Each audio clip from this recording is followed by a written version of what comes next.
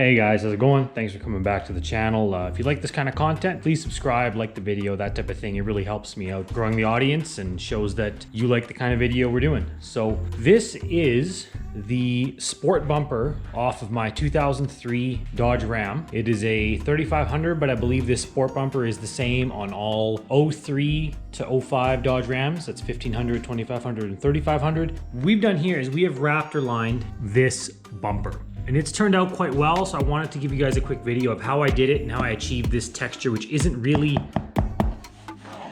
that rough like it is out of the standard Raptor Liner gun. I think it's called a Schutz gun, S-C-H-U-T-Z, something like that, or a liner gun. This is a really beat up lip that was part of this bumper. It's really hard to sand in here and prep all this area, so I would say this area is pretty bad just because of the prep work. It was impossible to get off everything and make it totally smooth, but this is the part that turned out much better. So I'm just gonna quickly zoom in and try to show you the texture with some, a finger there for scale. It's much smoother than your typical bed liner. That being said, it's much rougher than a paint job, but that was the desired texture. And I think it's turned out well. This was a Raptor Liner kit that I had a bunch left over from the last time I used Raptor Liner, but I bought a whole nother kit because I needed some extra. So this was sprayed with an HVLP gun. This was not sprayed with the Schutz gun or the U-Pole Raptor Liner gun. This was sprayed with an HVLP. So let's go over that right now just to show you how to get this texture.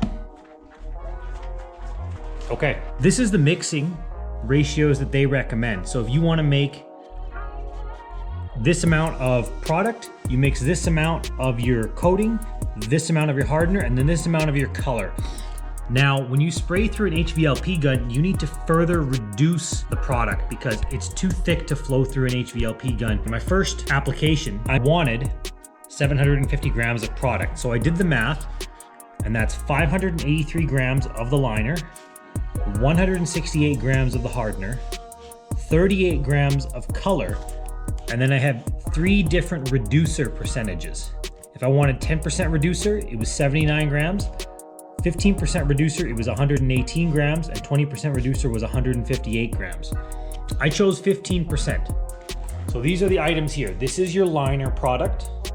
So it was 583 grams of this. This is the Raptor Hardener. It was 168 grams of this. This is the color that I had made. So this is PW7 like my truck, and it's specifically made for Raptor Liner in that it has no binders in it. On top of that, this is a generic urethane grade reducer, and this is what I used to reduce that additional 15%. Now I'm gonna show you the gun I used to spray that. This is a very cheap, knockoff China brand HVLP gun that I got off Amazon. Again, in Canada, this stuff's more expensive. We don't have a Harbor Freight to go get that Harbor Freight purple gun. The defining characteristic of this gun is that it is a 2.5 millimeter nozzle, which is very big. Generally, your clear coats are out of something, let's say 1.1, your normal base coat is 1.3 to 1.5, and your primer is around 1.8, maybe even up to a 2.2. This is a 2.5. We're gonna go over the major setting, which is the pressure. So all I was doing was ensuring that when I was spraying, the pressure was under 30, somewhere between 25 and 30 PSI. So the setting was basically on this pressure regulator was, 27, let's say, but under 30, above 25 PSI with this mixture. So all I did was I mixed it up in a big cup, one of these, and I measured it by weight with my scale. I think I put the scale away, so I don't have that to show you, but I had a scale here and do it by weight. That's the best way to mix it. One thing to keep in mind with that was that the coats came out very thin. So I wasn't getting a lot of coverage in each coat, but that's okay, because basically I only did 2 major coats, but each single coat was, spraying over the same area 5 or 6 times to get that color adjustment. Because I didn't use a primer on top of the original plastic, I only used an adhesion promoter. I don't have that can of adhesion promoter. That was a Spray Max plastic adhesion promoter. I used the whole can on it. It was not that big of a can, but the second mix that I used for my second coat was only 500 grams.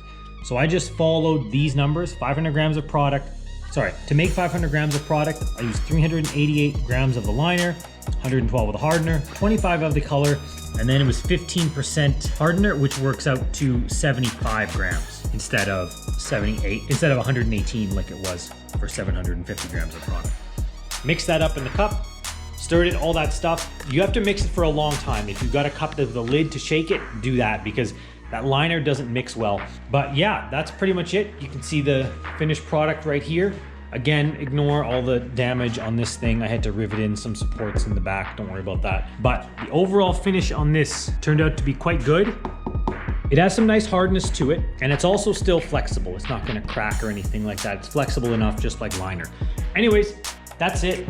Please drop a like or subscribe to the channel. Definitely drop a like if you like this kind of content. It's good to know what kind of content people want to see. If there's no likes, no views on this type of content, then I know to do fewer automotive things to grow an audience. So anyways, drop a comment if you have any questions or anything like that. Anyways, that's it. Talk to you guys later. Have a good day.